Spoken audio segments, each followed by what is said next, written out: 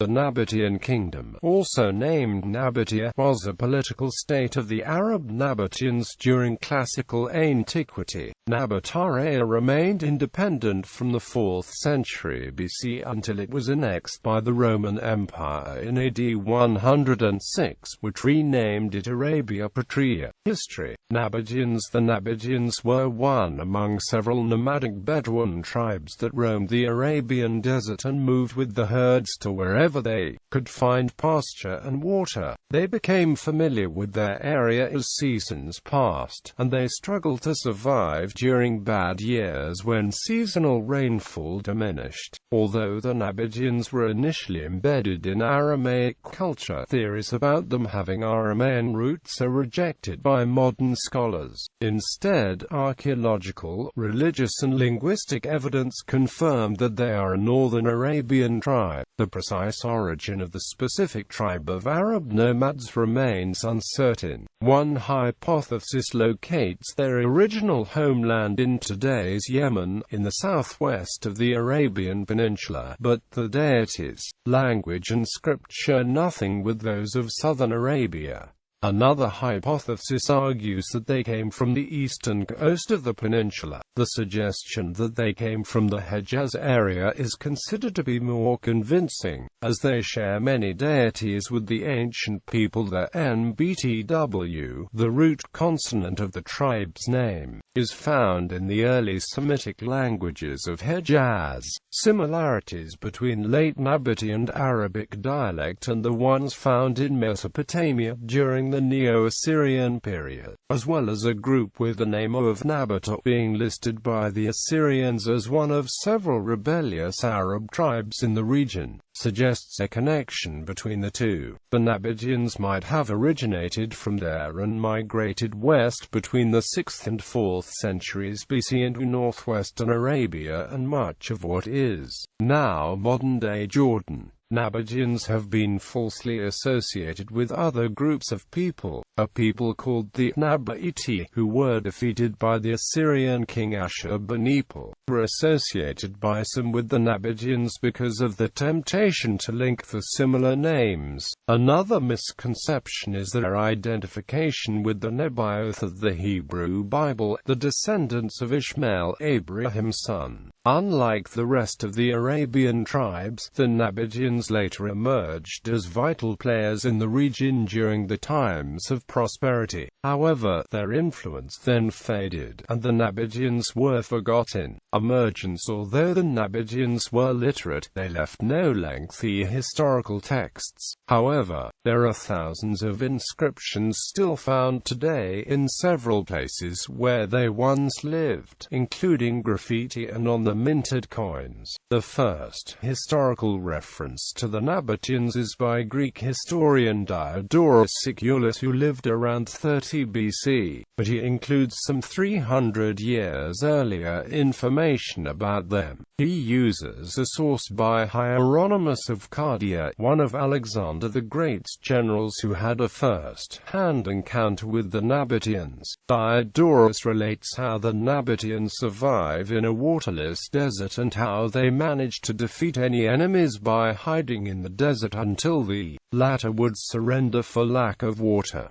The Nabataeans dug cisterns that were covered and left signs known only to themselves. Diodorus wrote about how they were exceptionally fond of freedom, and includes an account about unsuccessful raids that were initiated by Greek General Antigonus I in 312 BC. Neither the Assyrians of old, nor the kings of the Medes and Persians, nor yet those of the Macedonians have been able to enslave them, and they never brought their attempts to a successful conclusion. Diodorus. After Alexander the Great's death in 323 BC, his empire split among his generals. During the conflict between Alexander's generals, Antigonus I conquered the Levant, and this brought him to the borders of Edom, just north of Petra. The wealthy Nabataeans became Antigonus's next target. The wealth was generated by revenues from the trade caravans that transported frankincense, myrrh and other spices from Eudaimon in today's Yemen across the Arabian Peninsula, passing through Petra and ending up in the port of Gaza for shipment to European markets. This wealth distinguished the Nabataeans from other Arab tribes. Antigonus appointed one of his officers to attack the Nabataean barbarians and take the herds as booty. The 3 raids either came to nothing or ended up in disaster for the Greeks. In the first raid, the Greeks managed to loot tons of spices and silver from Petra in 312 BC, although the year is regarded as the official start of Nabataean history. They were already wealthy. 2 confrontations soon followed, and in light of the defeats, Antigonus deserted his plans against these Arabs, as he had more important matters to attend to. During the Battle of Ipsus in Anatolia around 301 BC, Antigonus lost to a Greek coalition that included the Seleucids. The series of wars between the Greek generals ended in a dispute over the lands of modern-day Jordan between the Ptolemies based in Egypt and the Seleucids based in Syria. The conflict enabled the Nabataeans to extend the kingdom beyond Edom. During the late 4th century BC, the Nabataeans occupied northern Hejaz, Edom and the Negev into the Mediterranean Sea, along with some offshore islands and a stretch of land along the coast of the Red Sea. Diodorus mentions that the Nabataeans had attacked merchants' ships belonging to the Ptolemies in Egypt but were soon targeted by a larger force and punished as they deserved. While it is unknown why the wealthy Nabataeans turned to piracy, one possible reason is that they felt that the trade interests were threatened by the competitive naval trade route across the Red Sea. Half a century following Antigonus's aggressions is the second historical reference to the Nabataeans in Hauran. Dionysius, one of 2 Greek employees who sought an alternative career of selling women as sex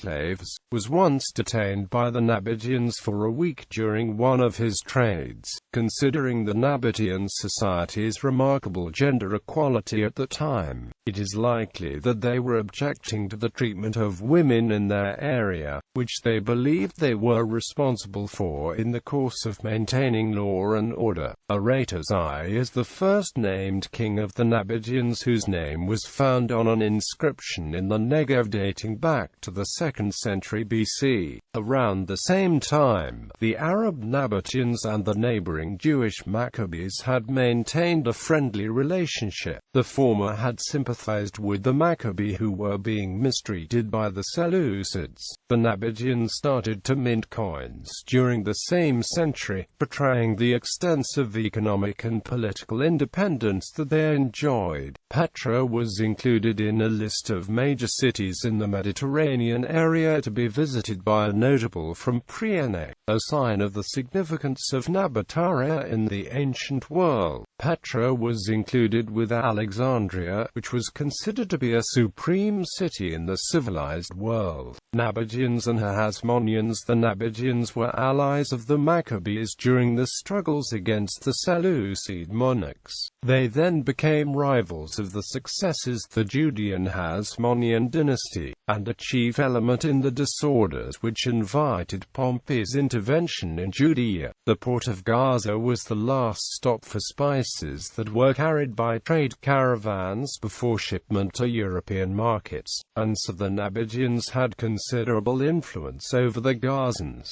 The Hasmonean king Alexander Jannaeus besieged the city of Gaza around 100 BC, on the grounds that the Gazans had favored the Ptolemies over the Judeans in the recent battles. Gaza was occupied and its inhabitants put to the sword by Jannaeus. The Hasmoneans, under Jannaeus, launched a campaign that captured several territories in Transjordan north of Nabataea, along the road to Damascus, including northern Moab and Gilead. The territorial acquisitions threatened Nabataean trade interests both to Gaza and to the Seleucids in Damascus. The Nabataean king, Obadas I fought to restore the areas. Obadas managed to defeat Janaeus in the Battle of Gadara around 93 BC, when he ambushed him and his forces in a steep valley where Janaeus was lucky to escape alive. After the Nabataean victory over the Judeans, the former were now at odds with the Seleucids,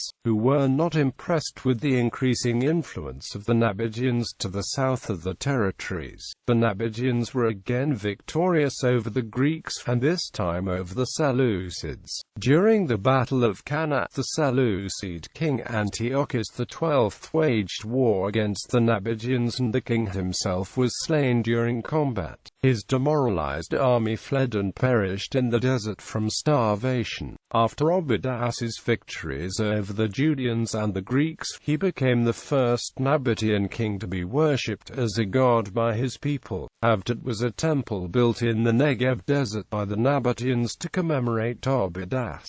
He was buried there, and inscriptions have been found referring to Obadas the god. During the reign of Aratus III, the kingdom seems to have reached its territorial zenith, but it was defeated by a Roman army under the command of Marcus Aemilius Scaurus. Scaurus's army even besieged Petra, but eventually a compromise was negotiated. Paying a tribute, Aratus III received the formal recognition by the Roman Republic. The Nabataean Kingdom saw itself slowly surrounded by the expanding Roman Empire, which conquered Egypt and annexed Hasmonean Judea. While the Nabataean Kingdom managed to preserve its formal independence, it became a client kingdom under the influence of Rome. Roman annexation in 106 AD. During the reign of Roman Emperor Trajan, the last king of the Nabataean Kingdom, Rabel-II died. That might have prompted the official annexation of Nabatea to the Roman Empire, but the formal reasons and the exact manner of annexation are unknown. Some epigraphic evidence suggests a military campaign, commanded by Cornelius Palma, the governor of Syria. Roman forces seem to have come from Syria and also from Egypt. It is clear that by 107 AD Roman legions were stationed in the area around Petra and Bostra, as is shown by a papyrus found in Egypt. The kingdom was annexed by the empire to become the province of Arabia Petrea. Trade seems to have largely continued thanks to the Nabataeans' undiminished talent for trading. Under Hadrian, Limes Arabicus ignored most of the Nabataean territory and ran northeast from Ila at the head of the Gulf of Aqaba. A century later, during the reign of Alexander Severus, the local issue of coinage came to an end. There was no more building of sumptuous tombs, apparently because of a sudden change in political ways, such as an invasion by the Neo-Persian power under the Sassanid Empire. The city of Palmyra, for a time the capital of the breakaway Palmyrene Empire, grew in importance and attracted the Arabian trade away from Petra. Geography. It was between the Sinai Peninsula and the Arabian Peninsula. Its northern neighbor was the Kingdom of Judea, and its southwestern neighbor was Ptolemaic Egypt. Its capital was the city of Rakhmu in Jordan, and it included the towns of Bostra, Hegra, and Nitzana. Rakhmu, now called Petra, was a wealthy trading town, located at a convergence of several important trade routes. One of them was the incense route, which was based around the production of both myrrh and frankincense in southern Arabia, and ran through Madda and Sala to Petra. For their aromatics were distributed throughout the Mediterranean region.